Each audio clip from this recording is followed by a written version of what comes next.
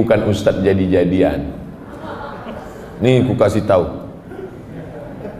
Saya dari kecil memang sudah dipesankan datuk-datuk saya, cucuku yang ini mesti sekolah agama. Cucuku yang satu ini untuk sekolah agama. Yang lain mau sekolah dokter, mau jadi pengacara, mau jadi jaksa, mau jadi hakim, mau jadi polisi, mau jadi tentara. Makanya sepupu saya ada yang polisi, ada yang tentara, ada yang jaksa, ada yang guru. Tapi saya memang dipesankan, cucuku yang satu ini mesti sekolah agama. Nah, jadi pilih yang lain-lain. Jangan sakit hati. Banyak lagi yang lebih mantap-mantap, hebat-hebat. Jadi ustaz, saya sampai mati jadi ustaz aja. Kalau masih kuat berceramah, ceramah. Tak lagi kuat, ngajar alif. Alif lihat alif bawah lakukan Ustaz, anak dan istri adalah ujian. Betul? Suami itu ujian juga, ujian nasional. Jadi jangan cuman bapak berkata, istriku, anakku, kau adalah ujian bagiku. Ibu juga bisa membalas, bang, aku ini ujian mid semester.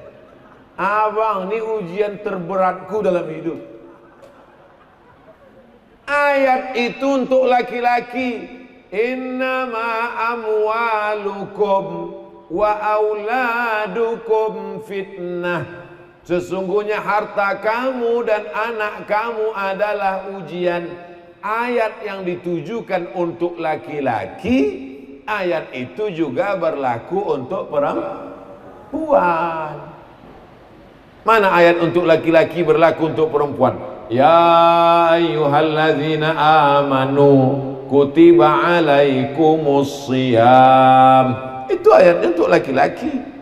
Mana ada untuk perempuan? Kalau perempuan bunyi ayatnya tak begitu. Ya ayyuhalladzina amanu kutiba alaikunnas shiyam.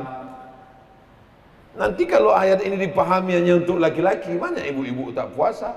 Ibu tak puasa. Ayat itu untuk laki-laki, guys. Bukan untuk perempuan. Ayat yang ditujukan untuk laki-laki, maka perempuan juga masuk di dalamnya. Zuyyina linnasi hubbus syahawati minan nisa. Laki-laki itu diuji dengan syahwat kepada perempuan. Kebalikannya, perempuan juga diuji syahwat kepada laki-laki. Begitu pemahaman ayatnya. Jadi kalau istri dan anak adalah ujian bagi suami, maka sesungguhnya suami juga adalah ujian bagi istri. Ujian suami menghadapi istri, ujian istri menghadapi suami. Macam-macam suami, macam-macam pula ujiannya. Aku berat kali ujianku nih Pak Ustadz. Macam mana lakimu? Tak balik-balik dilarikan pelakor. Ujian. Mudah-mudahan bapak-bapak semuanya soleh-soleh insyaallah. Amin. Bagaimana perempuan yang tak cocok lagi dengan suaminya, lalu kemudian dia menikah tanpa surat cerai? Perempuan yang menikah lagi dengan laki-laki satu lagi tanpa surat cerai dari yang pertama, maka tak ada satupun kua yang mau menikahkannya. Karena Pak Kua pasti akan menanya judul lagunya, kau masih gadis atau sudah janda? Kalau dia gadis ada surat keterangan orang tuanya, kalau dia janda ada sertifikat cerai dari pengadilan. Kalau dia nikah siri, maka orang yang menikahkan siri itu bisa dipidanakan. Negara Kesatuan Republik Indonesia. Dia sudah tak ada kecocokan karena sudah tak serumah 3 tahun, maka namanya khulu. Khulu pakai ain, khulu.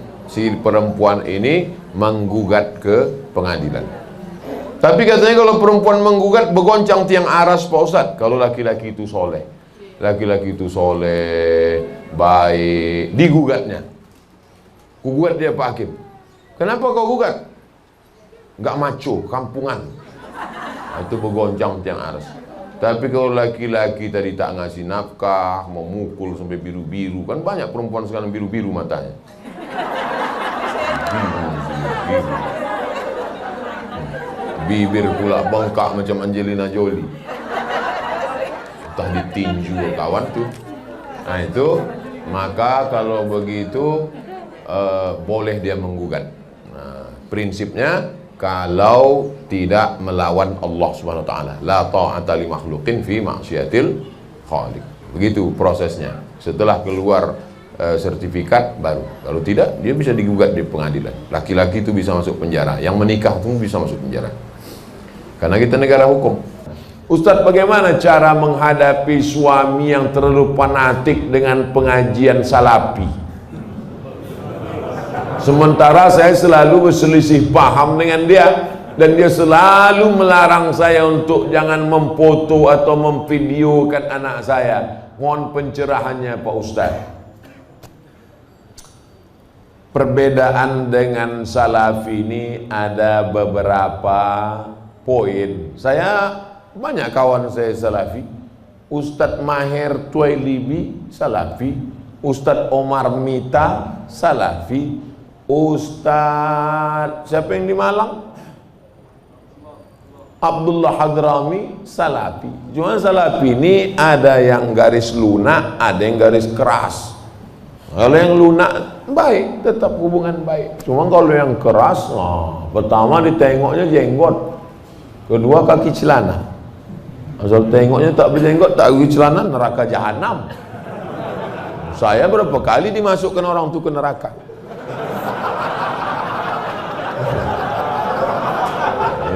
Nah, itu jadi maksud saya jangan kalian pukul rata, jangan pukul rata. Adapun dia melarang foto, melarang video, bagus juga. Takut dia kalau anak ini difoto, dibuatkan video, diupload di Instagram, di FB, nanti takut kena penyakit ain. Hati-hati Pak. Jangan cuman foto anak, foto bini pun bisa kena juga. Dilarikan orang bini bapak nanti. Itu hati-hati. Nah, jadi kalau sekedar melarang foto sama video tak apa-apa. Tapi kalau sampai pada perbedaan mazhab, ini tentang masalah salafi. Izin bertanya Pak Ustadz, saya pernah membaca istri yang durhaka tak dapat syafaat dari Rasulullah.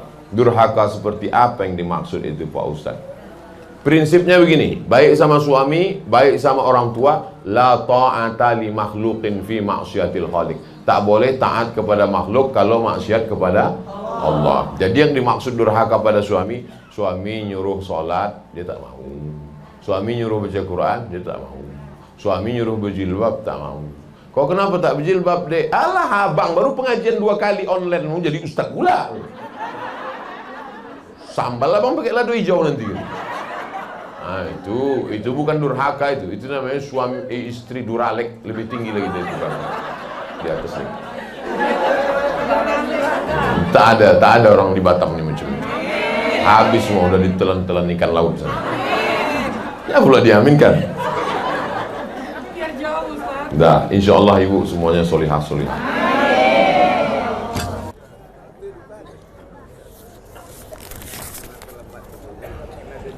Berdosakah seorang suami jika istrinya sering selfie dan diupload ke medsos, padahal sudah sering diingatkan oleh suami? Ini sebetulnya bukan pertanyaan, tapi suami yang tak tahan menengok istrinya suka selfie. Jadi dia minta sampaikan ke saya, karena dia termasuk anggota suami takut bini. Saya hanya menyampaikan aspirasi mereka saja. Ibu-ibu yang suka selfie, berhentilah kalian selfie. Foto kalian dipakai orang pecandu seks, lalu dia berbuat dosa gara-gara foto kalian. Foto kalian diambilnya, dibawanya ke dukun, disantetnya kalian. Akhirnya benci sama bapak itu. Tidur tak lelap, makan tak kenyang, siang dan malam terbayang-bayang. Nah, jadi banyak efek negatifnya. Kalaupun mau foto rame-rame boleh, foto rame-rame, upload rame-rame. Nih kami tadi malam, hanya sendiri, ini sendiri, sikit-sikit selfie, sikit-sikit selfie. Gayanya pun.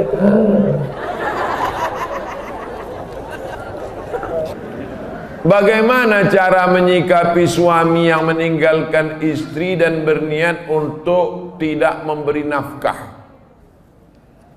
Hai laki-laki, kalian punya kewajiban 5. Kasih binimu makan, pakaian, tempat tinggal, pendidikan, perhatian. Makan, sudah. Pakaian, sudah banyak sekarang laki-laki tak ngasih bini pakaian. Itu yang di mal-mal tuh. Ada yang kuyak, ada yang tak berjahit, ada yang resleting belum berpasang. Ustaz nengok, tertengok tak sengaja. Saya tak ada niat nengok, tapi pas nengok-nengok lip tu nampak sikit. Pertama kasih dia makan, yang kedua kasih dia pakaian, ketiga kasih dia tempat tinggal yang layak sesuai dengan kemampuan. Yang keempat kasih dia pendidikan. Kalian yang mendidik dia. Kalau tak sanggup mendidik dia, suruh dia dengar pengajian. Perhatian, sanjungan. Perempuan suka disanjung-sanjung. Gimana abang tengok baju yang ku beli kemarin bang? Belum pernah abang menengok baju macam itu. Padahal berserak-serak simpang limun. Nah, kalau tidak kau berikan ini, maka perempuan ini punya wali. Jangan bodoh-bodohnya anak-anak gadis kita. Anak gadis ibu punya wali 6. Ayah, atuk, abang, adik, pakcik, abang ayah, adik ayah. Maka laki-laki yang tak menunaikan 5 kewajibannya tadi, wali tadi memanggil. Bukan 6-6-nya, salah satu. Jangan 6-6-nya, pucat mati dia. Salah satu aja. Ayah, abang, adik, pakcik. Aku sebagai wali, sini kau. Sini. Kalau kebetulan bapak tentara, polisi, cabut pistol, letakkan situ. Kalau pak, macam-macam, aku tembak kepala kau. Kenapa tak kau kasih dia makan? Kenapa tak kau kasih dia nafkah? Apa ini? Perempuan yang dibodoh-bodohi. Ini tak dikasih nafkah, diam. Tak dikasih belanja, diam. Muka biru ditumbuk merah, diam. Kenapa kau tak melawan? Sorga di bawah tapak kaki laki. Bodoh. Kalian perempuan punya wali. Perempuan punya wali. Bukan perempuan itu yang ngomong. Ini banyak sekarang perempuan ngomong langsung sama suami. Bukan begitu. Ada walinya yang mempertanyakannya. Nah, jadi kalau mengerti, betul kata Nabi, hai para wali, para ayah, para abang, para kakek, para datuk, para pakcik, para paman, idza ja'akum man tardawna dinahu, kalau datang orang meminang anak gadismu, meminang adikmu, meminang cucumu, pandanglah dua. Din, agamanya baik, wa khuluquhu, akhlaknya baik. Baik agamanya, baik akhlaknya, nikahkan dia. Jangan kau tengok mobilnya. Ini kalau datang naik Grab aja. Oh datang naik Mercedes Benz, inilah dia. Rupanya rental.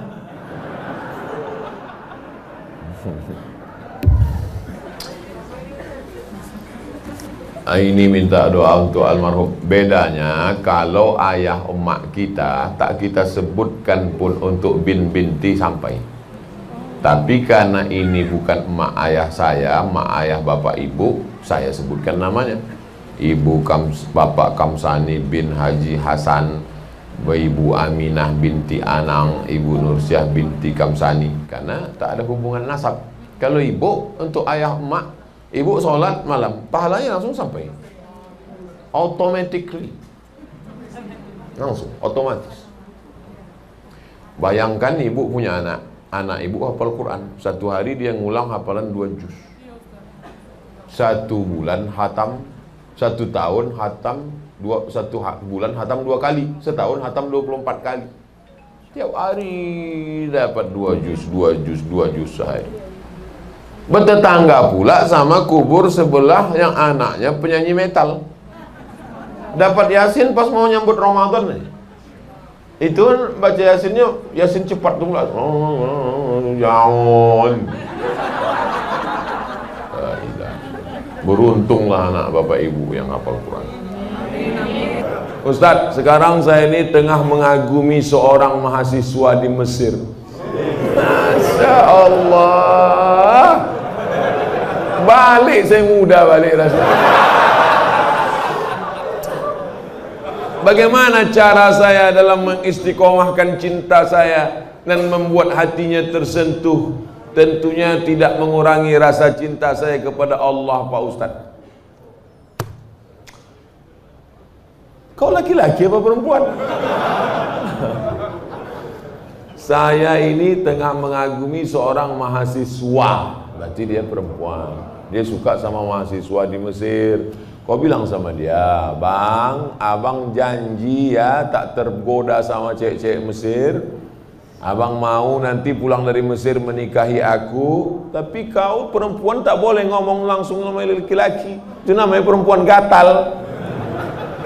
Nah, walimu yang menghubungi dia, ayahmu, abangmu, datukmu, pamanmu, pakcikmu, ngomong ke dia, Assalamualaikum alumni Mesir, ya, kau nanti pulang mau nikah sama anak saya. Aku tengok dulu pak. Kalau segan nanti saya kontak dia, saya hubungi. Adik-adik kelas saya itu.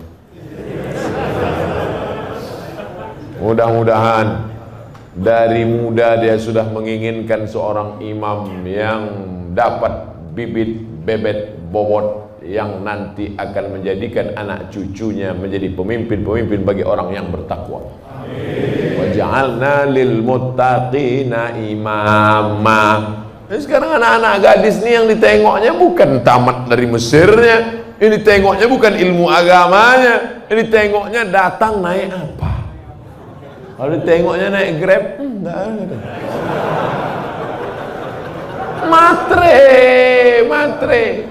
Matre. Nauzubillah.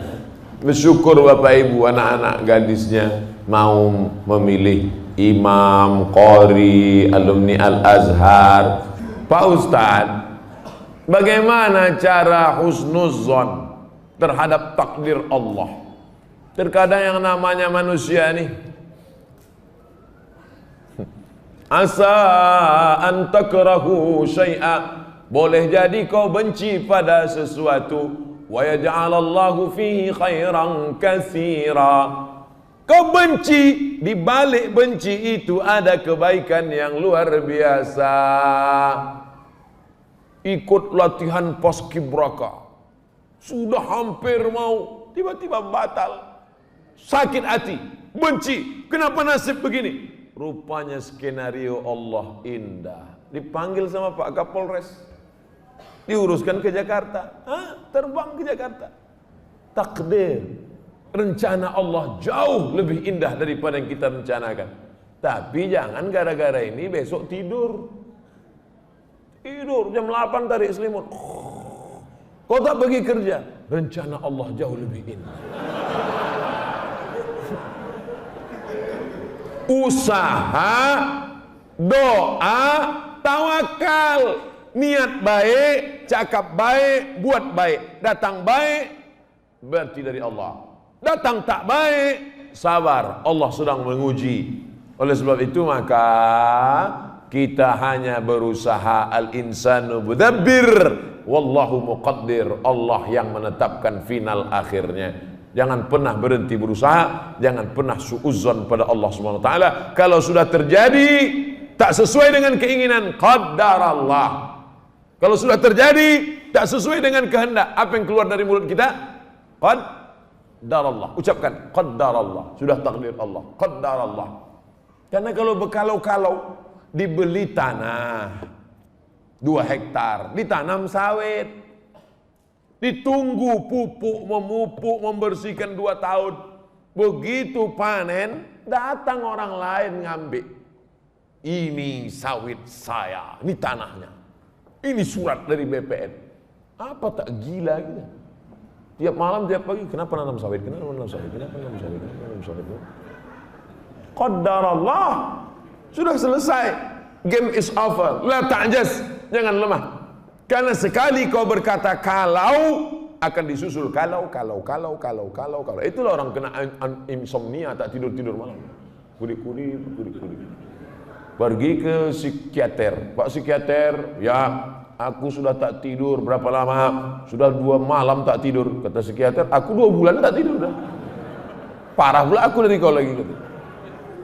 Siapa yang tak punya masalah hidup ini?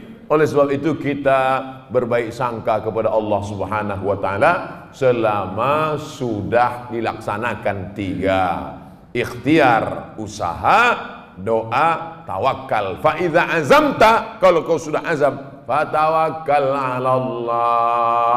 Innallaha yuhibbul mutawakkilin. Allah suka pada orang yang bertawakal. Apa hukumnya orang datang ke masjid musola nggak langsung masuk, duduk-duduk di teras atau cerita-cerita dulu di luar masjid? Malaikat di dalam masjid sudah nunggu untuk mendoakan dia. Apa doa malaikat untuk orang dalam masjid? Allahumma ighfir lahu, Allahumma arhamhu, Allahumma ighfir lahu, Allahumma arhamhu. Ampunkan dia, rahmati dia, ampunkan dia, rahmati dia, ampunkan dia, rahmati dia. Sementara dia di teras masjid nongkrong-nongkrong sambil ngumpul-ngumpul asap. Malaikat di dalam sudah mau mendoakan dia. Allahumma ighfir lahu. Enggak jadi, enggak jadi. Maka masuklah ke dalam masjid, sholat tahiyatal, usolli sunnatan tahiyatal masjid rakaatain lillahi ta'ala dalam masjid. Niat i'tikaf, habis itu istighfar, astagfirullahaladzim, astagfirullah. Kalau datang kawan ngajak ngobrol, gimana kabarnya harga sawit kita udah naik apa belum? Astagfirullahaladzim. Gimana kabarnya anak saya udah jadi nikah apa belum? Yang katanya hamil semua. Astagfirullahaladzim.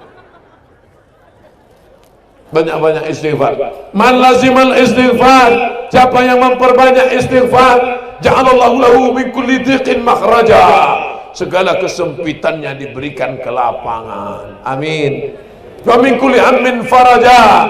Segala kesusahannya diberikan Allah jalan solusi, jalan keluar. Wa razaqahu min haitsu la yahtasib. Diberi rezeki dari jalan yang tidak disangka-sangka. Sependek-pendek astagfirullah, agak panjang astagfirullahalazim, lebih panjang astagfirullahalazim alladzi la ilaha illa huwal hayyul qayyum wa atubu ilaih. Yang lebih panjang Allahumma anta rabbi la ilaha illa anta khalaqtani wa ana 'abduka wa ana 'ala 'ahdika wa 'adika mastata'tu a'udzubika min syarri ma sana'tu abu laka bi ni'matika 'alayya wa abu bi dhanbi faghfir li fa innahu la yaghfiru dzunuba illa anta.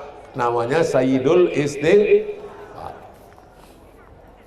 Kami nggak bisa nyatat Pak Ustadz, mudah aja, buka HP, tulis Sayyidul Istighfar, enter. Setelah dapat, cari anak-anak sekolah kita suruh print di warnet, print, tempel di dapur dekat masak. Allahumma anta rabbi la ilaha illa anta wa ana 'abduka wa ana 'ala 'ahdika wa 'adika wa syukrika kami nantikan. Masak 3 kali satu hari dibaca nggak hafal. Pagi sambil masak sarapan, siang, sore. Siang, sore. 1 bulan berapa kali? 90 kali. Enggak juga hafal. Copot, bakar, masuk ke kopi. Minum. Insya Allah TBC.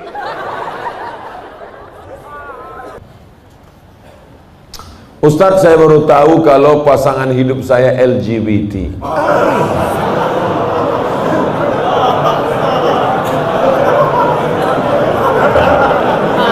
Apa yang harus saya lakukan Ustaz? Mempertahankan atau meninggalkannya?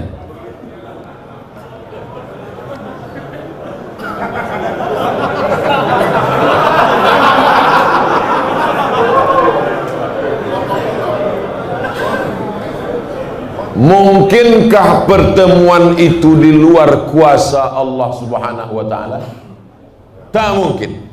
Maka harus dibaca, ada hikmah di balik ini. Hikmah pertama, sebenarnya Allah memilih engkau karena Allah sedang menguji engkau merubah si LGBT ini. Oleh sebab itu, kau ajak dia, bang, ini laki-laki LGBT ini kan, bang, kau berubah bang, berubah. Bisa kau tengok yang laki-laki, kau tengok aja aku. Ajak dia pengajian, bimbing dia ruqyah, bawa dia ke Ustadz Musdar Bustamam LC di ruqyah. Mana tahu dia diganggu jin bencong. Ada. Jangan bapak ibu sangka orang LGBT itu murni karena diri dia diganggu jin. Ada beberapa bencong waktu dibacakan ayat-ayat ruqyah keluar balik jantannya. Oh, apa gitu. Padahal sebelum itu apa? Sehat dia. Segala usaha, pergi ke terapis, pergi ke psikolog, pergi ke ustadz, pergi ke ruqyah. Kalau kau tengok ada perubahan, lanjutkan. Tapi kalau kau tengok nampaknya dia tak berubah, maka kau gugat ke pengadilan, kau cari suami yang bersih dari penyakit LGBT. Tapi lakukan dulu langkah-langkah ini. Tapi kalau dia tak berubah juga, memang tak ada niat dia untuk berubah, memang dia mau bertahan di situ. Kau perempuan lemah, tak sanggup, la yukallifullahu nafsan illa usaha, maka kau gugat dia ke pengadilan. Saya gugat dia karena dia LGBT. Tengok sama Pak Hakim, kenapa kau gugat dia? Dia LGBT. Betul kau LGBT? Iya, kata dia. Mudah-mudahan Allah menyelamatkan anak cucu cicit kita dari LGBT. Penyakit LGBT ditulis dalam Al-Quran. Innakum la ta'tuna ar-rijala syahwatan min dunin nisa. Kalian mendatangi laki-laki bersahwat tak mau pada perempuan. Hukumannya ditulis dalam Quran. Ja'alna 'aliyaha safilaha. Kami jadikan yang bawah naik ke atas, yang atas bawah turun ke bawah. Amtarna 'alaihim bihijaratin min sijilin mandud. Kami hujani mereka dengan batu dari api neraka. Tak ada azab-azab yang hebat itu sampai ditulis dalam Quran, menunjukkan begitu hebatnya dosa LGBT. Di dunia kena penyakit HIV AIDS. Ada pengakuan seorang dokter ketika diperiksa, macam-macam penyakit yang tak terlintas di pikiran. Orang kena LGBT ini berbisul otaknya. Orang bisul di lutut jadi otak. Oleh sebab itu LGBT, tobatlah kalian, tobat. Bertambah lagi musuh. Mengamuk pula besok LGBT. Bantailah situ.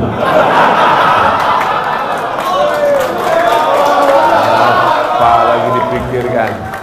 Awak pun akan mati juga.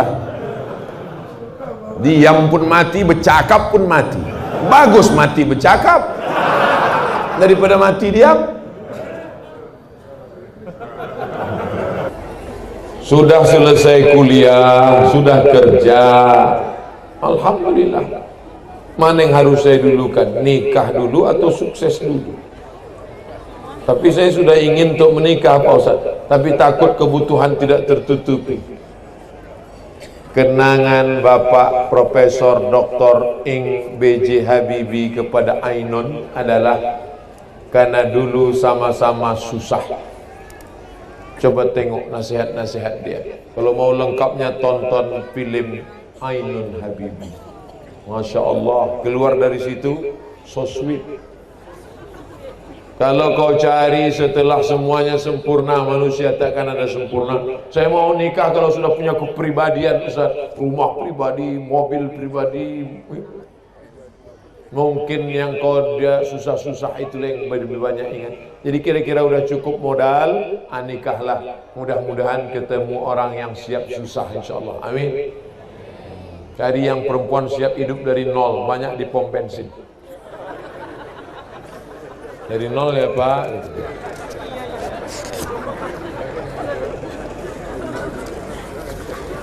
Jangan tunggu mapan. Karena kita ini semuanya tak akan pernah ada mapan. Nada saja kurangnya, kurang. Kalau sudah cocok, baik dia, jangan lagi. Tunggu nantilah datang kawan Valentino Rossi. Habis kena salib. Kena tikung di jalan. Apalagi dia gasnya kontan, minyaknya minyak pesawat. Apa hukumnya kurban atas nama kelompok lebih dari 40 orang? Apakah nilainya jatuh kepada sedekah atau kurban? Kurban yang paling level paling bawah ini namanya kurban kelas ekonomi. Level paling bawah betul. Satu rumah, satu kambing. Itu level paling bawah. Satu rumah, satu lakinya, bininya, anaknya, menantunya, atuknya, neneknya, cucunya, kebetulan hidup serumah tuh. Dipotongnya lah satu kambing. Satu kambing untuk satu rumah. Itulah kurban level paling bawah. Level yang di atas, 7 orang untuk satu lembu atau satu unta. Dalilnya Nabi bersama para sahabat menyembelih pada tahun Hudaybiyah. Naharna ma'an Nabi sallallahu alaihi wasallam amal Hudaybiyata. Kami pada tahun Hudaybiyah tahun ke-6 Hijrah memotong 1 ekor onta untuk 7 orang. Karena tempat kita tak ada onta, 1 kambing. Di Kabupaten Kampar 1 kobau. Paling bawah, ini yang atas VIP. Yang paling atas, ini yang paling hebat kurban. Kurban Nabi Muhammad SAW tahun Haji Wada. Waktu Nabi Haji Wada, dipotong Nabi 63 ekor sendiri, dilanjutkan Sayyidina Ali 37. 63 tambah 37, 100 ekor onta sendirian. Level paling bawah, level pertengahan, level paling tinggi. Di antara 3 level tadi, adakah 40 orang satu kambing? Tak ada. Jadi kalau gitu level mana lah ini? Jadi Bapak Ibu wali murid, wali kelas, di kelas itu ada 40 anak siswa, maka anak-anak ini berkumpul duit 100.000, 200.000, lalu diserahkannya ke kepala, ke guru. Kami untuk kurban. Maka anak-anak itu bersedekah duit. Tapi waktu memotongkan kurbannya atas nama 1 orang. Atas nama siapa? Wali kelas. Jadi sekolah-sekolah yang menganjurkan siswa-siswa mengumpul duit untuk berkurban, jangan kaburkan pemahaman kurban pada mereka. Kalian bersedekah patungan. 1 ekor kambing diserahkan ke guru, nanti waktu disembelih atas nama 1 orang si guru tadi. Anak-anak itu bersedekah, gurunya berkurban. Jelas? Insya Allah jelas. Kalau ada yang nyebut tak jelas berarti poka. Jelas, mikrofonnya mantap. Saya berniat mau meminang teman masa kecil saya yang sudah lama jauh di pesantren dan sudah hafal Quran. Masya Allah, macam sinetron-sinetron. Berdasar dari surah yang sudah saya cantumkan sebelumnya, kira-kira baik atau tidak jika saya melanjutkan niat sedangkan saya sendiri bukan hafiz Quran. Saya juga dulu pesantren cuma 3 tahun. Saya malah cuma setahun. Saya setahun pesantren. Pesantren setahun, pindah aliyah setahun, pindah air molek Nurul Falah setahun. Yang penting kamu sudah melewati proses, tidak hafal Quran tak apa-apa, bawa istrimu hafal Quran bagus. Insya Allah kalau istrimu 30 juz, paling tidak anakmu juz 30. Karena dia teman sambil masak baca Quran. Orang-orang yang hafal Quran itu sambil masak pun baca Quran. Bismillahirrahmanirrahim. Ar-Rahman. Sambil nyetrika pun baca Quran. Bismillahirrahmanirrahim. Sambil buat teh pun baca Quran. Tapi kalau kau marah-marah, mana tehnya? Tabat yada abi lahabin wa tab. Diamlah kau Abu Lahab. Paling tidak kalau dia baca Quran sedang nyetrika, baca Quran sedang gosok, baca Quran sedang masak, baca Quran sampai nasi yang kau makan berkah, teh yang kau minum berkah.